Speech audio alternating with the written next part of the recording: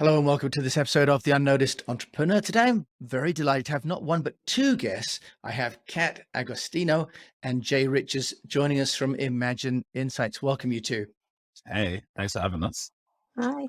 You're welcome. And look, thanks for joining me because you've both built an amazing qualitative research business targeting Gen Z. You've got over 27,000 Gen Zers, as I believe, across 111 countries, helping big companies understand what Gen Z people are thinking about. We're going to talk about how you've built that business today. So welcome to the show. Thank you. Thanks for having us. Thank you. Why don't we start with either one of you, because I know you're both co-founders and you share this out, telling us a little bit more about Imagen Insights and what you do and how you do it. Yeah. So in a nutshell, Kat's smiling because she knows I'm about to go into my bit. So in a nutshell, our mission is to help Gen Z to shape their future.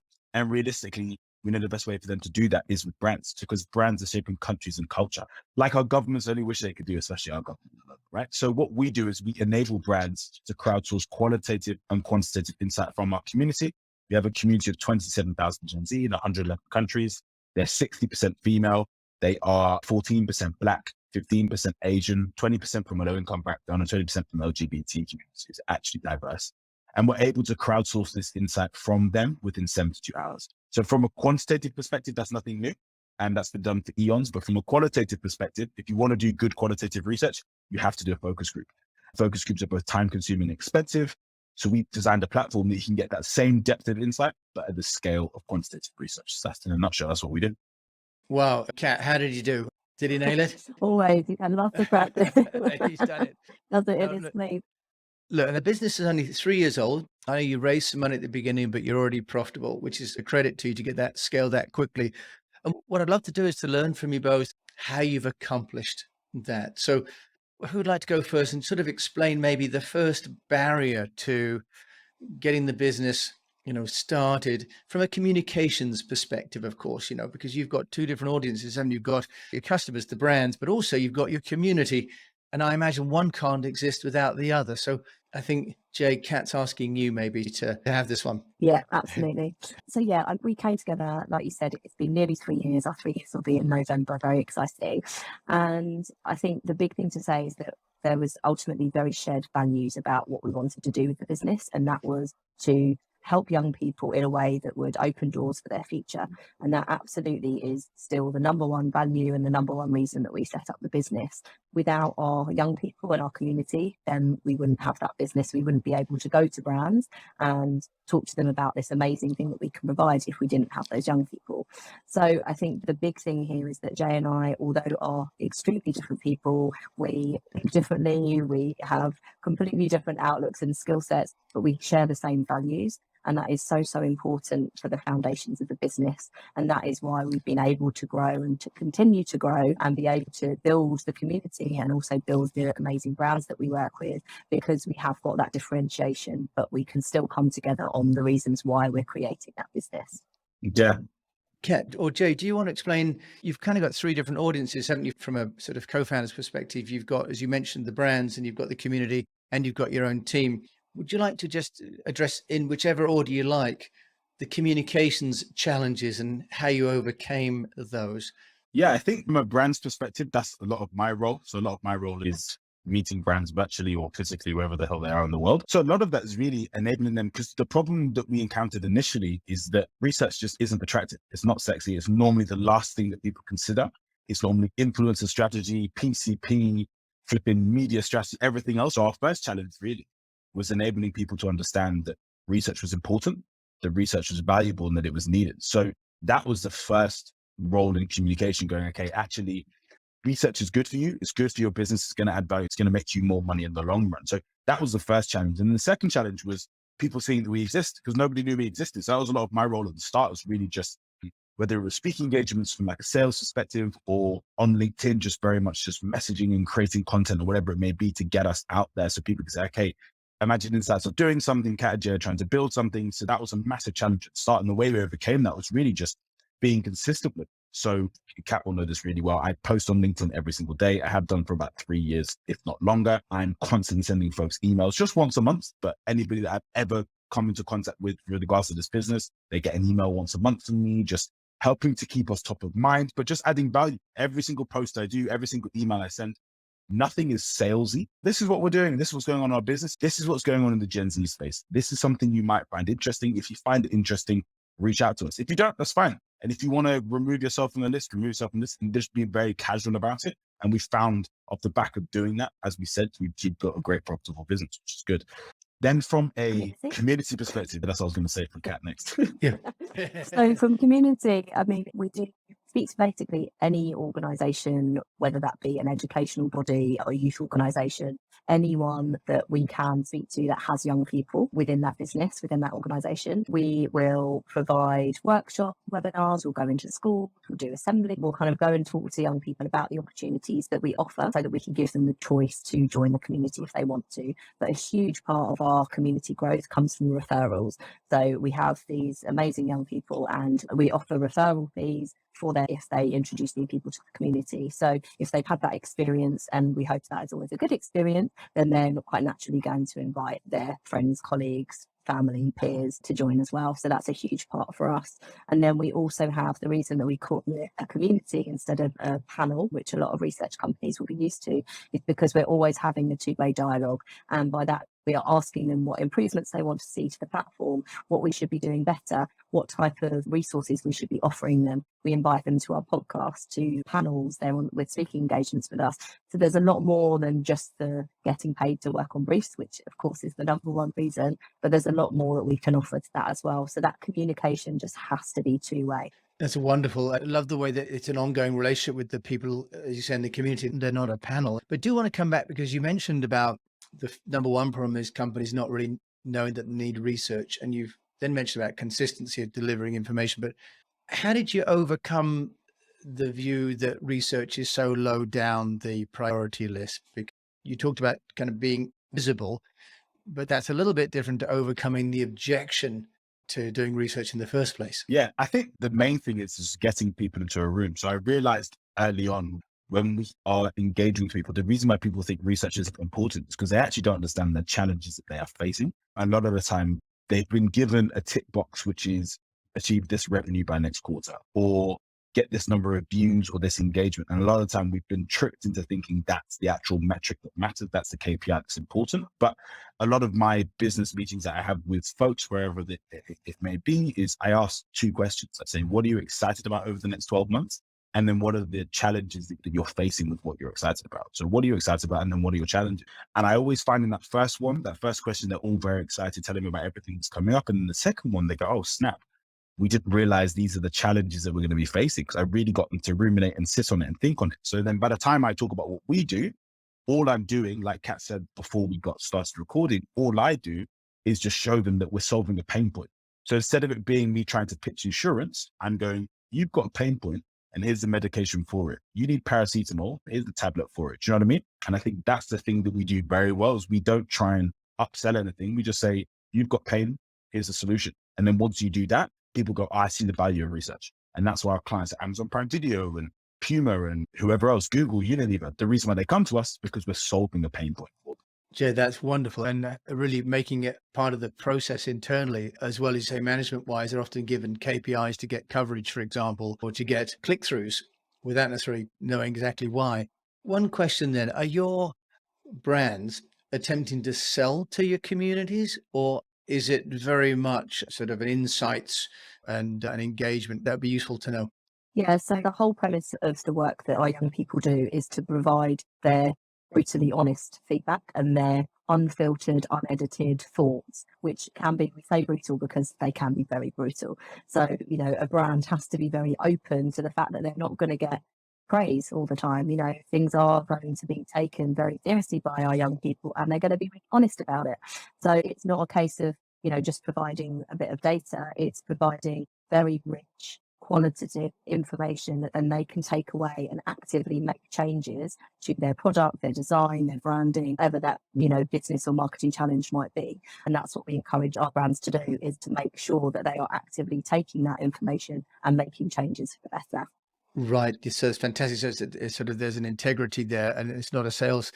Are there any particular trends then that you're seeing in Gen Z across all of your clients that you think people should be aware of? And in fact, that you may be incorporating into your own communication strategy? Yeah. I think one of the big things, and Kat alluded to this eloquently earlier, is that the idea of research has always been so transactional. And when we started this business, when I was speaking with Kat about it, and I was speaking about what I feel like where the industry is going to, Kat and I, we came to a decision that research, because it's been so transactional, it's just not been attractive to the people that have been engaging with the research. There's always just been, I get paid £2 and then I'll see you next time you've got a survey. And when we started to build this community, the entire premise is if we can make a living, breathing community, like Kat was saying, where they get invited to events and they can meet up with each other, and they can go on holidays together. And we're starting to organize gigs and festivals. All these things we're starting to put together because we're realizing that if we can get this community to meet in real life and it goes from online to offline, then there's an added element to it that isn't really out there. And I think the ability to communicate that effectively to the community, but then also to clients, the clients see the added value. And that's the reason why a lot of our clients, because we're a risk, if we're being honest, we're a startup. So they're taking a risk on us because they know that the community and how they add value.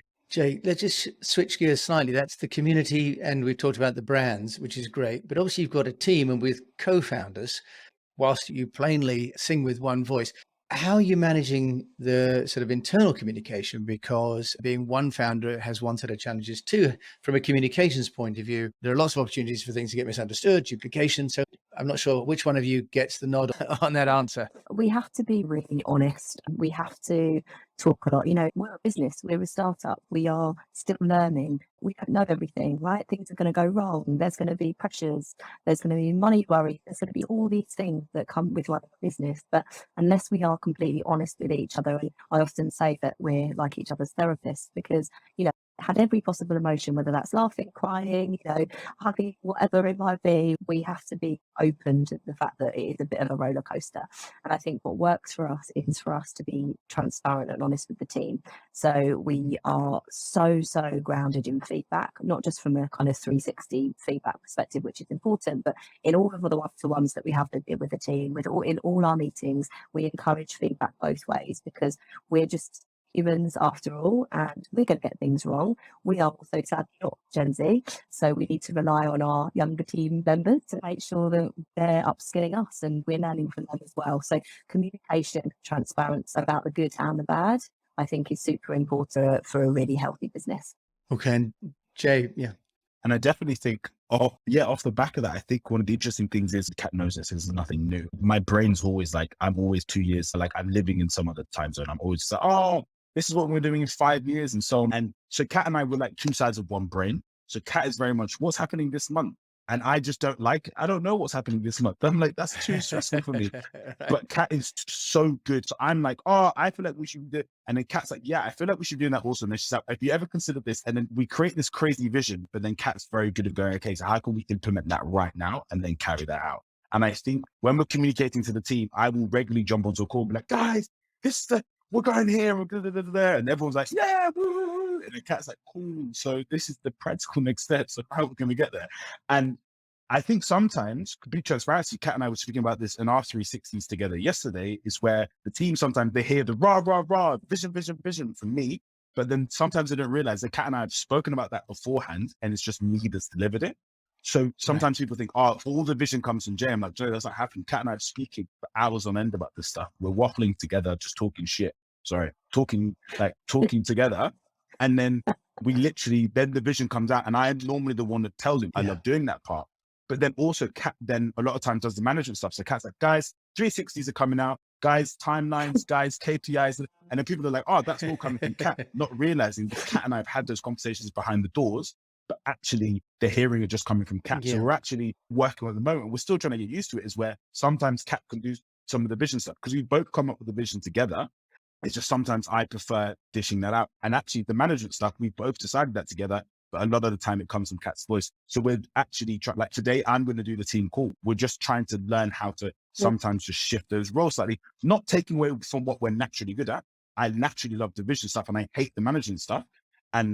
But we could both talk about those things because we both discuss them behind the doors, if that makes sense. Yeah, absolutely. And I think it's being comfortable in also what you got. Like, we are very comfortable in that situation. Yeah. So if other people perceive, that's fine. But actually, if one of us was uncomfortable doing something, then we would just change it. Yeah.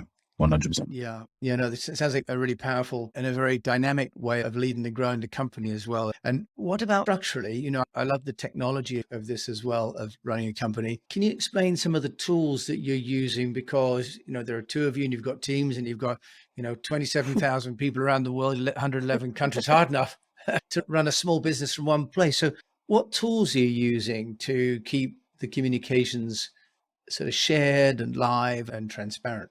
So from an internal perspective, we use our main two tools are Trello and Slack. So Slack from a daily communication perspective, but Trello, I mean, honestly, I think Jay and I live, sleep, breathe Trello.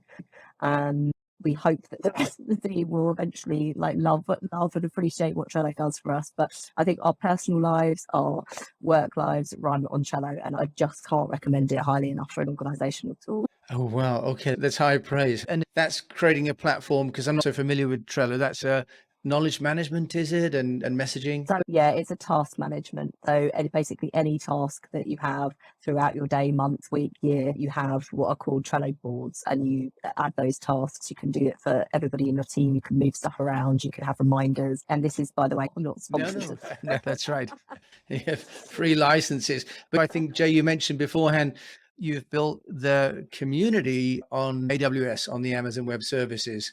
Do you want to just share a little bit about that as a platform for reaching externally and to the community? Yeah. So in a nutshell, Amazon Web Services is literally the platform that we built our web app on. We're in the process of building our mobile app for Android and iOS, which is exciting. But when we first raised investment very early doors, maybe 2018, one of our first investors were a private equity and venture capital firm, but actually they did it personally, so they didn't do it for the firm themselves. But when they invested, they let me know that they actually had Amazon Web Service credits. So basically you get free money from Amazon to use their platform. Basically, I think it was like $50,000 or $25,000 or something, and it lasts over 4 years. So it means our Amazon Web Services bills are literally non-existent, which is phenomenal. Yeah. So it means that we've been able to build the entire platform on Amazon Web Services for free this entire time. That's amazing. And I have to put a link, obviously, to that in the show, or at least a link straight to you for people that want to find out more about it. If there's a takeaway, you build a fast growing business in an interesting category and globally from England, a takeaway, a key piece of advice from a communications perspective that you'd like to share with a fellow entrepreneur, a fellow maybe unnoticed entrepreneur like me?